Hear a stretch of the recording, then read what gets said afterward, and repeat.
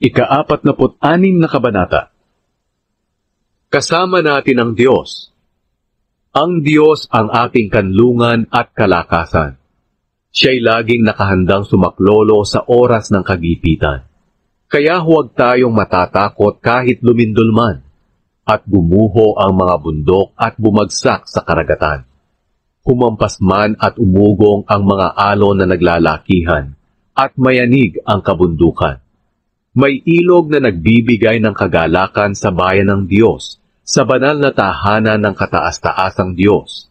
Ang Diyos ay nakatira sa lungsod na ito, kaya hindi ito magigiba. Ito'y kanyang ipagtatanggol sa kinaumagahan. Nagkakagulo ang mga bansa. Bumabagsak ang mga kaharian. Sa sigaw ng Diyos, ang mga tao sa mundo ay parang matutunaw sa takot. Kasama natin ang Panginoon ng hukbo ng kalangitan. Ang Diyos ni Jacob, ang ating kanlungan. Halika, tingnan mo ang mga kahanga-hangang bagay na ginagawa ng Panginoon sa mundo. Kaniyang pinatitigil ang mga digmaan sa lahat ng sulok ng mundo. Binabali niya ang mga sibat, pinuputol ang mga pana, at sinusunog ang mga kalasag. Sinasabi niya, "Tumigil kayo, at kilalanin ninyo na ako ang Diyos. Ako'y pararangalan sa mga bansa.